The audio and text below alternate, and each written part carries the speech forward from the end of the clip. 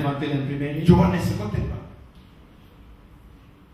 Abose babwira barabana batiri ariko baricaye baravuga ngo ko abantu bakomeza igihe cyose bandika biriya bandika ninde wabigira byinshi kuko gukoporora igitabo yafataga umwanya yandika ikindi atekereza uko ashobora gukora fotokopi ureba ibibazo biri mu bantu ukumva icyo ukunda muri ukagikemura c'est tout mufite capacité yo gukora ibintu bikomeye muri Imana. Il suffit de regarder les problèmes qui sont autour de toi, de chercher la solution. Vous êtes des dieux et vous avez la solution. Des enfants à Dayton, dans l'état de Ohio. On regardait comment un oiseau vole. Et ils se sont dit, pourquoi ne pas faire quelque chose qui vole aussi? Et ils ont inventé l'avion. Wright Brothers. The Wright Brothers. Si taki mureba iby'Imana nyamana yakoze mukabireba byose aya mazu yose uko yubatse kuri forme z'ibintu Imana yashyize. Hari amazu ubona ameze nk'iki hano usanga ameze nka kare ibyo inyanya ayivante serema muri wowe hari ikintu Imana yagushyiriyeho abandi badafite iyo ubikoze abantu baratanga bakakwandika mu mateka ni Einstein ni Wright Brothers ni James Edison ni hinde bakakuvuga donc inyanya yede special no kwicara ukikonsantra muri ko ngo man wanzaniye iki kwisi ndagira ngo mission yanyu yiye. Il suffit de t'asseoir, de te concentrer et de prier, de demander à Dieu, Dieu, montre-moi, c'est pourquoi tu m'as mis dans ce monde. Là, je vous fais un résumé juste. Qui a fait le bateau? Qui a fait le bateau en premier?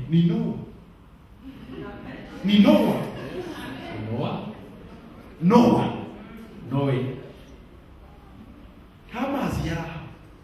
Il n'y avait pas de l'eau. Il vivait au milieu du pays. Dans la foi, il a fait un bateau. Dieu lui a dit seulement que la pluie tombera et qu'il y aura inondation. Et il a réfléchi, il a dit, pourquoi ne pas faire quelque chose qui s'est réalisé? La Bible dit par la foi, Noé a créé le bateau. Il y a une longue liste, toi tu es attendu aussi. Il y a une liste pour toi. Dans la foi, on dira par la foi. Calix a fait par la foi. Jeannette a fait ça. Il y a encore une liste. Et tu es attendu. Malheureusement, il y a des gens qui leur place est restée.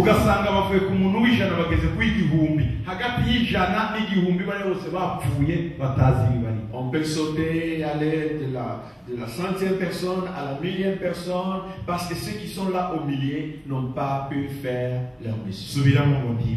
Alléluia, je suis un Dieu. Alléluia.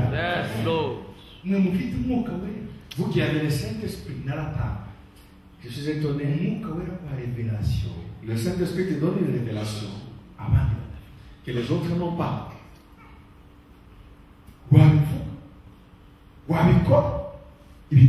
Quand tu dis, quand tu fais, et les choses se manifestent. Les gens qui ont découvert des grands médicaments ont utilisé des... Il y avait une voix intérieure qui ne connaissait pas d'où elle venait, qui les guidait. Ils ont fait la voix du Saint-Esprit. Et la persistance dans le travail. L'homme appelé Abraham Lincoln. C'était l'enfant d'un esclave et sa maman c'était une Éthiopienne. Et c'est son papa qui était un blanc. Dans le dictionnaire,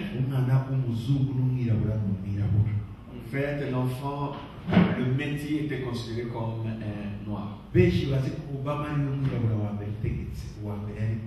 Beaucoup savent que c'est Obama le premier noir qui dirige les États-Unis. En réalité, c'est Abraham Lincoln.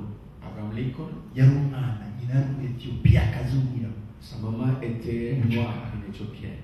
Une esclave. Munyumvire. Écoutez-moi. aricara aravuga ngo nzaba perezida wacu. Il s'est assis et dit, je vais être le président des États-Unis. azabigenza ate? Comment il fait ça? Etazini yari mu ntambara kugira ngo abashe kugarura ibice byose bibone kuba Etazini, leta zunze ubumwe. L'Amérique était en guerre et c'était la guerre, c'était difficile de pouvoir unir tous les États, le mettre en place. ariyamamaza ubwa mbere Et il s'est fait candidat agamutera utwatsi et on l'a rejeté. inshuro zirindwi zose. 7 fois, il a pas agerageza kuba réussi. umudepite bakora. Il voulait être député, ça ne marchait pas. izindi nshuro zirindwi zose Et les 7 autres fois, ashaka kuba perezida. il voulait être président. ku nshuro ya 14 La 14e fois, baramutora kuba perezida. il a été élu pour être président. Il faut persister. Even ikintu muri wowe ntucike intege. Amen. Never give up. N'abandonne jamais quand tu as quelque chose en toi. Uranyumva? Vous m'entendez? Ararwana. Il a combattu Kugeza igihe jusqu'à ce yabaye perezida. qu'il est devenu président. Nyuma yo gutsindwa inshuro 10 Après 14 échecs. bizakunanira uyu munsi bikunanire Tu peux passion yawe échouer ou ugomba kuyidevelopa passion kugeza igihe uzabigera. développer ta passion jusqu'à ce que. Amen. uza ama esikariye Yesu yamanutse Tu sais combien d'escaliers Jésus est descendu kugira ngo abe umuntu. pour qu'il soit quelqu'un. Reka nyabaye gatanu wa Filipi. Je vais vous dire cela dans Philippiens. Abafilipi kabiri. Philippiens chapitre 2. agera ahantu Pour que Jésus ubumana arrive bwe bugaragara. quelque part et que sa divinité se manifeste. Abafilipi kabiri Philippiens chapitre 2, verset 6. le verset 6. ijambo rya mbere Première chose, ngo yabanje kugira akamero k'Imana. existant en forme de Dieu, Yesu urumva ko yari yambaye ubumana. Jésus a revêtu la divinité. Amen. Amen. ariko kugira ngo agere ahantu azitwa umwami w'abami Mais pour qu'il arrive à un endroit où il sera appelé le Seigneur de hari Seigneurs, esikariye yamanutse. il y a des escaliers. mbere yari Imana.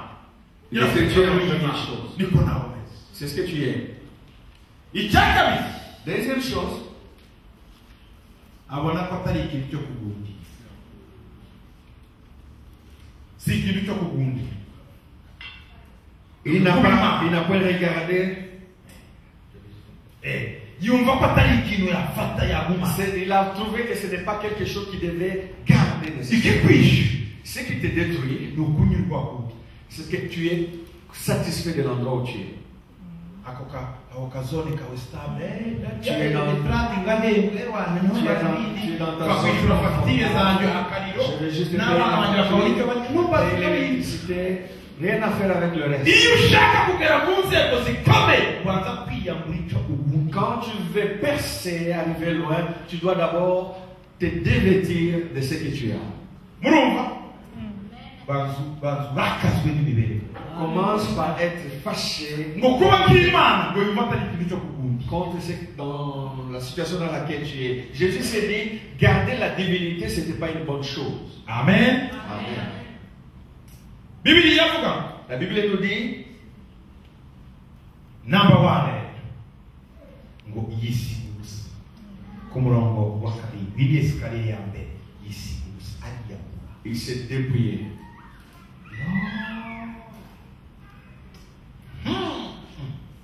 icya gatatu Troisième wajyana chose, kamero k'umugabo. il a revêtu la forme d'un esclave. Number 2 Deuxième chose, esikariye ya kabiri yamanutse le deuxième escalier, yamanutse kuri esikariye ya kamero k'umugabo. il est kuva ku descendu mwami ugahinduka umugabo. de revêtir la forme d'un esclave.